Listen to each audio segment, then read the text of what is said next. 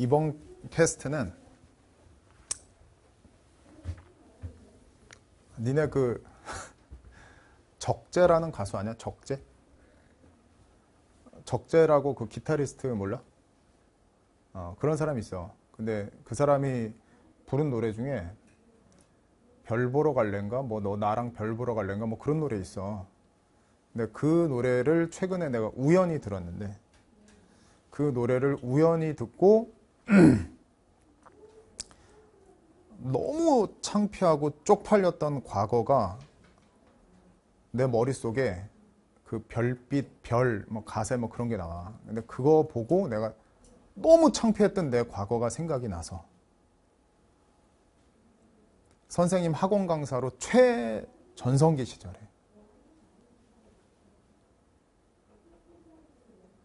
그때 있었던 엄청난 쪽팔린 사건, 요거를 학생들한테 오늘 좀 얘기해 줘야 되겠다는 생각을 했어. 그 얘기 해줄 테니까 너희들이 이 얘기 듣고 많이 달라질 거야. 내가 하는 얘기를 잘 끝까지 잘 들으면. 내가 한번 시작해 볼게. 알았지? 시작해 볼게. 잘 봐.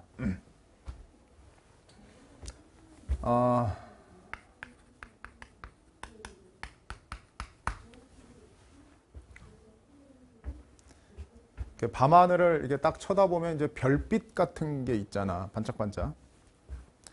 근데 선생님이 내 인생에서 학원 강사로서 정말 최전성기 시절에 그때는 이제 지금은 이제 절대평가잖아. 그 당시엔 상대평가여서 영어 선생님들이 대단히 잘 되던 시절이야. 그때 이제 선생님의 최전성기도 그때 와서 여긴 평촌이잖아. 그때 선생님이 여기 앞에 길 건너에 선생님 차에서 내리고 선생님 기사가 차를 어디로 이제 데려가면 그 당시 내가 평촌에 나가던 그 학원에 수강생들이 거기까지 줄 서 있었어. 정말 꽉 차 있었어. 그래서 어디를 가든 영어는 킹콩이 제일 인원이 많다. 전국에서. 온라인, 오프라인 뭐 최고다. 그런 얘기를 듣던 시절이었어. 그던 시절에 선생님이 나온 학교의 과 후배들 중에 선생님이 영어과를 나왔는데 우리 과 애들은 별로 학원 강사 되는 애들은 없어. 전부 다 관공서나 취직하고 뭐 사법고시 합격하고 뭐 이렇게 되고 이렇게 되는데 거의 영어과 나온 애 중에 강사가 되는 애는 없는데 선생님도 이제 인생에 무슨 일이 있어서 이제 학원 강사로 빠지게 된 경우인데 내 후배 중에 영어 강사하는 애들이 몇 명 있었어. 근데 그때 그 친구들이 내 후배 여자애들인데 걔들이 이제 나한테 이렇게 얘기했었지. 선배, 너무 우리과 선배로서 멋있다고. 선생님이 최전성기 시절에 선배 영원히 반짝반짝 빛나는 별빛 같은 선배로 영원히 우리한테 남아주세요. 뭐 이런 얘기 했었어. 대단히 우쭐하던 시절이었지. 그 당시에 돈을 정말 많이 벌었었는데 그때 많이 벌 때 많이 벌면 되는데 후배들은 나한테 별빛 같은 반짝반짝 빛나는 저 높은 곳에 있는 선배가 돼달라 했는데 나는 사실상 수업 시간에 쓰레기 같은 소리를 하던 사람이었던 걸 어떤 학부모의 전화를 통해서 내가 깨닫지. 내가 한참 잘 나가던 시절에 세상에 무서울 게 없었는데 그런 나를 표시하고 싶었는지 선생님은 전 세계에서 제일 좋은 차를 구매를 했어. 벤틀리라는 차. 그 당시에 벤틀리를 타고 여기 평촌에 오고 그러면 와 저게 벤틀리야 막 이러고 그랬었지. 거기까지는 뭐 그럴 수 있다고 생각해. 근데 수업 시간에 인간이 덜 돼서 쓰레기 같은 인간이었던 거지. 그때 내가 수업 시간에 애들 앞에서 내가 그런 차가 나도 신기하니까 수업 시간에 그런 걸 애들한테 자랑하고 그랬어. 듣는 애들은 신기해하고 밖에서 그런 차를 보면 와 이러고 연예인이 된 기분이었어. 그러던 어느 날 분당 정자동에서 있었던 일이지. 나는 그날을 잊지를 못해. 너희들도 그럴 때 있지 않냐? 독서실에서 공부하다가 갑자기 옛날에 어떤 쪽팔린 사건이 갑자기 팍 생각이 나면서 나 왜 그랬지? 막 이럴 때 나한테는 이게 정말 최고로 창피한 순간인데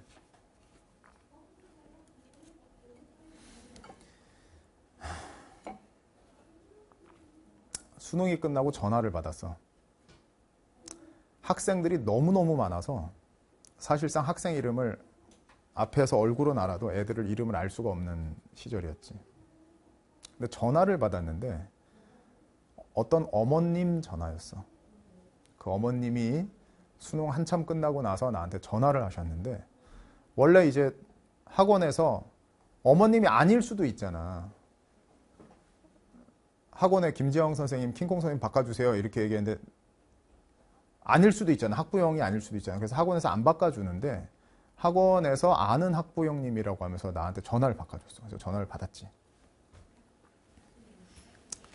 2월인가 3월인가 이제 봄이 되려고 하는 딱 요즘 요런 시점이지. 요즘 이제 봄이 됐지만 전화를 받았는데 어머님이 뭐라고 말씀하셨냐면 막 이게 떨리는 목소리로 너무 행복해 하시면서 내 수강생인 본인 아들이 서울대 최종 합격했대.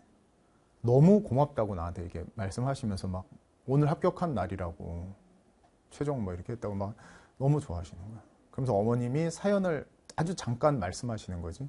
선생님 바쁘시죠? 하면서 너무 고마워요 막 이렇게 말씀하시면서 어머님이 뭐라고 하시냐면 근데 뭐 이제 서울대를 가는 애들이 워낙 많으니까 거기까지는 그렇게 내 어텐션이 강하게 끌려 들어가진 않았어. 그 통화 내용에서. 근데 그 어머님이 뭐라고 하셨냐면 우리 애가 영어만 못해서 저희 집 집안 형편이 너무 어려운데 애도 그걸 알아서 학원을 안 다녔는데 자기 혼자서 공부를 했는데 자기네가 어렸을 때부터 많이 힘들어서 학원을 보낼 형편이 못 됐는데 선생님 수업만 영어만 부족해서 선생님 수업만 현강을 1년을 다녔는데 이번에 서울대 합격했다고 하시면서 너무 좋아하시는 거예요. 근데 나는 그 얘기 들었을 때 내가 쓰레기였구나를 그때 처음 느꼈어. 어느 부분이 쓰레기인지 알겠어? 내 앞에 있는 학생들은 부잣집 애들도 있었겠지만 학원비 내는 게 그렇게 힘든 아이들도 그렇게 많았을 텐데 걔네들 앞에서 학부모님이 내준 학원비로 그런 차 사서 애들 앞에서 자랑하고 만약에 샀어도 뒤에서 몰래 타고 다니면 될 텐데 애들 앞에서 그런 얘기를 1년 동안 떠들었다는 거를 그 어머님은 그거를 나를 그런 걸 깨닫게 해주려고 말씀하신 건 아니야. 그냥 그런 건데 나는 그 순간에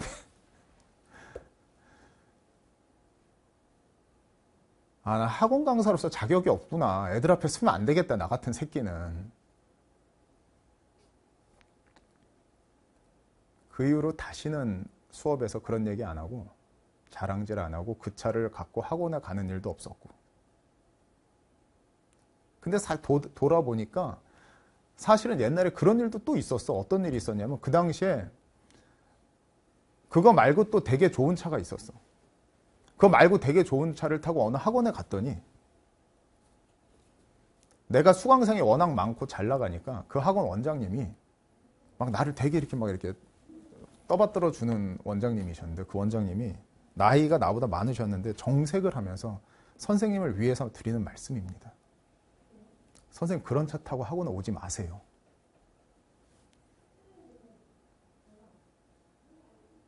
선생님한테 좋을 게 하나도 없습니다. 이런 말씀을 하셨었어. 그 어느 학원 원장님이. 노원구 중계동에 있는 학원이었어. 여자 원장님, 여자 부원장님인데 내가 그때 그 얘기 들었을 때 귀뚱으로도 안 들었거든. 쓰레기였지. 내 후배들은 선배가 우리 과의 선배로서 별빛처럼 영원히 빛나주세요. 선배 너무 멋있어요. 이렇게 등 뒤에 후배들이 있음에도 불구하고 어려운 형편의 아이들이 수강료를 내는데 그 앞에서 그런 차 타고 자랑질하고 그랬지. 되게 엄청 크게 깨달았었거든 그때. 인생이 바뀌었어. 그 이후로 조금씩 나눔을 하기 시작했지. 지금 이 캐스트를 다른 애들이 보는지 안 보는지 모르겠는데 막 이런 얘기해. 40회 모의고사 40회를 29,000원, 27,000원인가 29,000원인가 뭐 그렇게 팔고 있는데 그게 말이 돼요? 선생님? 남지 않으실 것 같은데 적자실 것 같은데 어떻게 보면은 아무리 그렇게 해도 속이 깨끗하게 씻기지를 않아. 그 몇 년 전에 있었던 그게. 근데 아직 얘기는 시작 안 됐어. 이제 무슨 얘기 하려고 지금 내가 이렇게 썰을 푼 건데. 이 캐스트로 내가 그때 그 어머님은 나한테 그냥 고맙다는 전화였는데 거기서 내가 뭔가 거기서 그 단어 한마디에서 내가 뭔가 내 인생이 바뀌었잖아. 내가 캐스트를 찍으면서 이 캐스트로 학생들이 정말 좋은 방향으로 이게 이제 내용이 그 아이의 인생 항로가 좀 바뀌기를 원하는 마음에서 캐스트를 찍는 거고 오늘도 그런 건데 내가 무슨 얘기를 좀 하나 할게. 가끔 눈치 빠른 애들은 선생님한테 Q&A 게시판에 이런 얘기 할 때도 있고 옛날에 이 메가스터디 처음 들어올 때 이게 메가스터디 사장님하고 처음 만났을 때 그때 메가스터디 사장님이 하시는 말씀 듣고 내가 되게 깜짝 놀랐는데 너무 깜짝 놀랐어. 와 그걸 맞힌 사람은 내가 태어나서 처음인데 내가 영어과 나왔잖아. 그럼 대답해봐. 문과야 이과야? 문과잖아. 그럼 대한민국에서 이 학원가에서 나를 만나는 사람들은 전부 다 뭐라고 알고 있냐면 당연히 저 사람 고등학교 때 문과였겠지라고 당연히 알잖아. 근데 선생님 사실이 이과였거든. 물화생지에서 선생님 뭐 선택하는 사람이었냐면 화학하고 생물 선택했었어. 근데 내가 문과를 간 거야. 여기에 사연이 있고 나한테 그때 큰 깨달음을 주신 그 어머님이랑 관련된 게 있고 거기서 너희들이 뭘 좀 얻었으면 좋겠어. 그 얘기 하려고 하는 거야. 근데 메가스터디 사장님이 나 처음 만나고 처음에 이제 메가스터디 들어온다 안 들어온다 이렇게 얘기할 때 나한테 이러시더라고.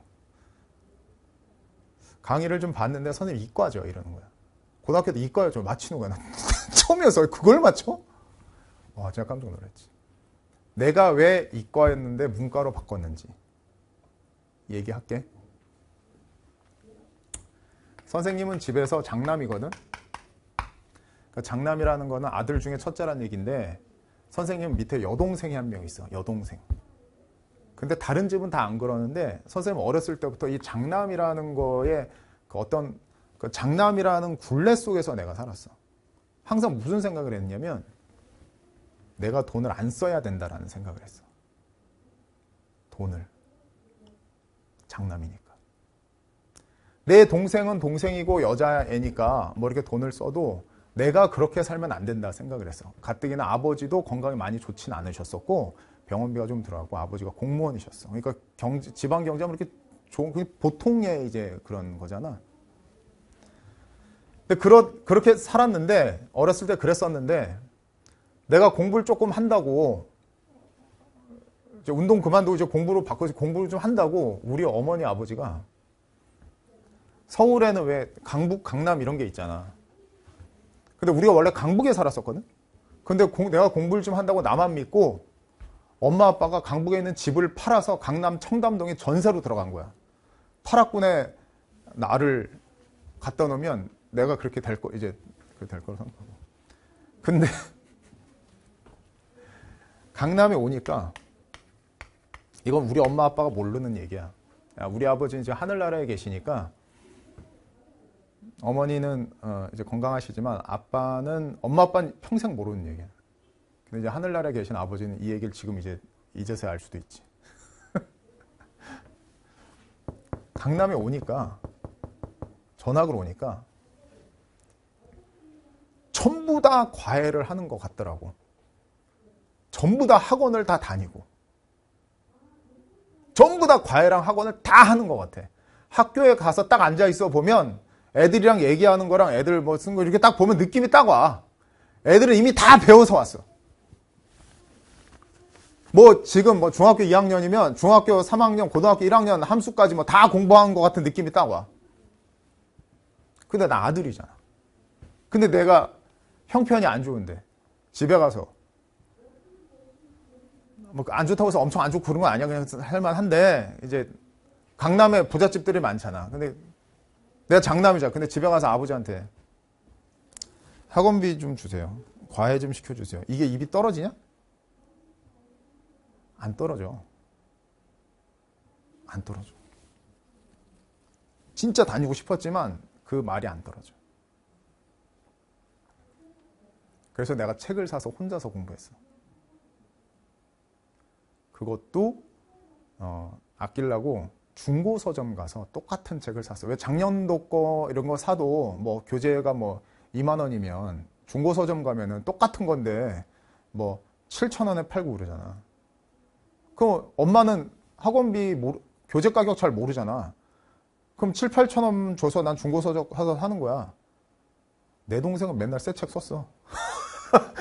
근데 나는 7,000원에 중고 서적 샀으니까 우리 엄마는 그냥 그게 중고책 가격이 진짜 책 가격인지 아마 아셨을 거야. 근데 난 중고책을 계속 썼고 내가 내 혼자의 힘으로 이겨내겠다. 왜냐면 난 장남이니까. 뭐 이런 생각을 했었지. 그리고 혼자서 공부 엄청 열심히 했어. 그러니까 학교 수업이 너무 재밌는 거야. 왜냐면 학교 수업이 너무 재밌는 거야. 혼자서 공부하니까 내가 이런 지식을 이렇게 쌓아놓는단 말이야. 근데 그냥 느끼기에 학원을 많이 다니는 애들은 학교 선생님이 수업하는 내용이 다 아는 내용인 것 같이 보이더라고. 근데 나는 혼자서 막 공부한 거니까 이 공부한 내용이 학교 선생님 수업을 딱 들어보면 사실은 이런 삼각형 모양의 지식을 가져야 되는데 학교 선생님을 들음으로써 내가 알고 있는 게 이제 검증이 되잖아. 검증이 되면서 내가 이게 좀 부족한구나. 이만큼이 부족하고 이거는 쓸데없는 거. 이런 검증이 되니까 학교 선생님 수업이 너무 재밌는 거야, 이게. 학교 선생님 말이 한마디 한마디가 너무 나한테 소중하고. 그래서 내가 캐스트에서 매번 얘기하잖아. 나는 학교 선생님들한테 사랑 엄청 많이 받았어. 우선 학교 선생님들이 옛날 선생님들은 나처럼 뚱뚱한 사람들 좋아했고 그리고 이제 내 눈빛이 학교 선생님 말씀을 하나도 이제 안 놓치려고 막 열심히 하니까 뭔가 이렇게 나한테 말 한마디도 따뜻하게 하고 이렇게 했었어. 그러다가 이제 오바를 하면서 인생이 바뀐 거지. 혼자서 열심히 공부하면서 중학교 때 강남으로 전학 와서 강남 아이들을 다 이겨버리면서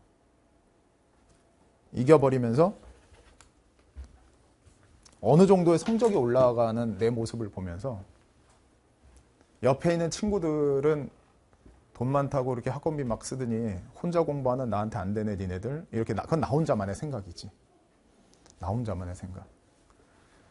그리고 학원비를 쓰는 내 동생을 보면서 그래 너는 여자애고 동생이니까 써도 돼. 하지만 오빠는 뭐 이렇게 나 혼자 이렇게 만족을 하면서 이렇게 살다가 고등학교 2학년 때 내가 이과가 돼서 고등학교 요즘도 고2 때부터 이과 문과 나뉘냐? 근데 고2 때 이과가 딱 됐는데 그때부터 내가 무슨 미친 짓을 했냐면 이제 혼자 공부하는 게 어느 정도 자신감이 생기니까 무슨 짓거리를 했냐면 수학 선생님이 앞에 와서 이과가 딱 됐는데 앞에서 수학 선생님이 딱 와가지고 수학 문제를 이제 자 몇 페이지 몇 번 자 이렇게 보여주고 수학 선생님이 이제 문제를 풀잖아? 그럼 무슨 미친 짓을 했냐면 키가 크니까 맨 뒤에 앉잖아. 맨 뒤에 앉아가지고 선생님이 문제를 딱 풀면 그 엽서 같은 걸로 밑에 해설지 딱 가리고 시작! 하면 선생님이 풀기 시작하면 나 풀어서 누가 더 정교하고 잘 푸나 내가 더 빨리 푸나 정답이 맞나 이 짓거리를 했어. 그렇게 하면서 앞에 선생님이 잘 푸나 내가 잘 푸나 하면서 이렇게 한 거야. 그리고 2학년이 끝난 거야. 그 얘기는 뭐가 되는 거냐면 그 좋아했던 학교 선생님 수업을 1년 동안 수학을 하나도 안 들은 게 된 거지.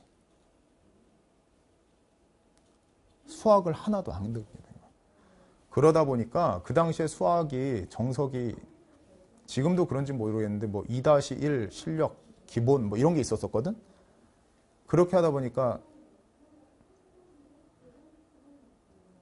고등학교 3학년 초기에 수학이 1년을 수업을 안 들어버리고 나 혼자 해버리니까 나의 수학은 기괴한 형태로 자라버리고 선생님 수업으로 검증이 안 되니까 격차가 너무 많이 벌어져서 감당이 안 돼서 수학이 안 되더라고. 그거 잘한다고 생각한 수학이. 그래서 문과로 간 거야.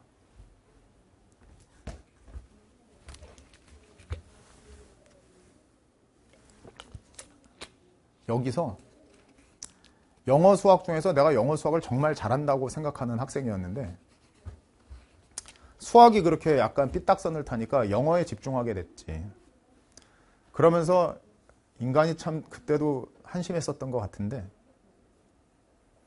영어를 잘한다고 생각을 해서 한국 외대 영어과를 입학을 하고 나니까 그때 내가 무슨 생각했냐면 더 배울 게 있나 뭐 이런 생각했어.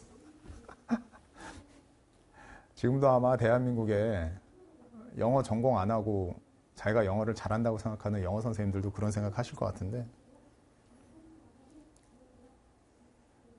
대학교 1학년 딱 입학하기 전에 내가 뭐 영어 진짜 잘하는데 뭘 배울 거 있나 생각했는데 들어가서 학교 선생님들 수업을 들어보니까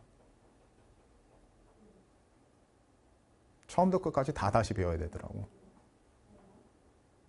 그때 배웠던 그 전공서적 있지? 20년 전에 배웠던 전공서적. 그게 지금 이 순간까지 20년까지 그 전공서적은 아직도 대한민국에 있는 명망 있는 대학교의 영어과에서는 그 전공서적이 아직도 쓰이는데 그 전공서적은 20년 전 버전이 아니라 20년 동안 계속 업데이트된 그 책을 지금 써. 나는 너희들한테 강의를 하면서도 모르는 부분이나 좀 이상하다고 생각되는 거는 그 책의 해당 페이지 찾아서 딱 보면 거기 정답이 있어. 그래서 나는 애들한테 강의할 때 어디서 자신감이 나오냐면 내 실력에서 나오는 게 아니라 그 책이 어디에 그 내용이 있는지를 그 책을 믿고 강의를 해. 그래서 그 부분에서 난 자신감이 있거든. 만약 내가 영어를 전공하지 않았다면 영어 강의에서 그렇게 자신감이 있었을까? 내가 영어 강의하는 거 들으면 사람들은 항상 그래. 되게 선명하고 또렷하시다 이렇게 말씀해. 왜냐면 책 보고 하는 거니까. 그렇게 내가 살아왔는데 학교 후배들은 내가 별빛 같다고 생각했는데 내가 쓰레기임을 그 어머님하고 통화를 통해서 알았다고 얘기했잖아. 이제 마지막 이 얘기야. 선생님이 40회 모의고사를 냈어. 엄청나게 많이 팔려. 매년 보통 선생님들이 책 많이 내는데 그게 이렇게 완벽하게 매진이 돼서 다시 찍고 이런 일이 별로 없거든. 워낙 많이 찍기 때문에. 근데 40회 모의고사는 진짜 많이 찍어서 항상 이렇게 다 팔려서 다시 찍고 2판, 3판 찍어. 근데 어느 날 회사 사이트에 학생들, 나를 수강하는 학생들 책을 누가 샀는지 어떤 아이디어가 샀는지가 다 나오는데 그걸 보다가 내가 가슴이 철렁했어. 그래서 지금 얘기를 하는 거야. 책이 엄청나게 팔리는데 강의는 안 들어.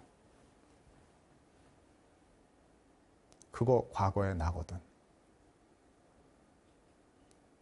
내가 과거로 되돌아간다면 절대로 하지 않을 행동을 내 학생들이 하더라고.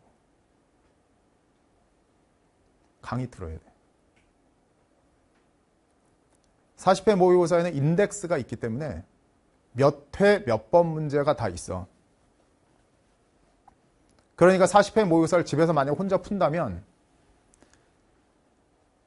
모든 해설 강의를 다 듣는 건 부담이 되겠지만 인덱스가 있으니까 요거 좀 이상한데?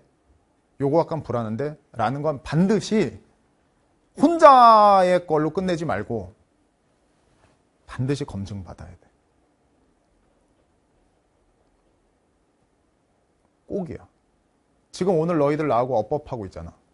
다음 주부터 40회 모의사 하는 학생들도 대부분이겠지만 오늘 어법 나하고 강의 들어보니까 어때? 니네들이 생각하는 거랑 영어 전공하고 영미권 국가에서 공부하고 영어 강의를 해왔던 우리들이 이런 사람들이 얘기하는 어법 내용하고 니네하고 완전 다르지. 본인이 공부하는 것도 엄청 중요하지만 그게 제일 중요하지만 그거 반드시 검증받아야 돼. 어떤 계기에 의해서든지. 근데 40회 목에서는 해설 강의 있으니까 반드시 그걸 들어. 다시 돌아와서 그날 그 어머님의 그게 그 전화가 없었으면 선생님은 내가 적재 노래에 있는 밤하늘의 별처럼 별빛인 줄 알고 살았겠지. 사실은 쓰레기인데. 그 쪽팔림이 아직까지도 잘 안 씻겨져. 니네가 그렇게 살지 않았으면 좋겠어. 메가패스가 있으면 꼭 전 과목 선생님들을 들어서 불안한 건 반드시 강의로 확인해. 본인 걸로 하지 말고. 꼭이야. 진심을 담아서 내가 지금 캐스 얘기한 거야. 알았지? 됐어.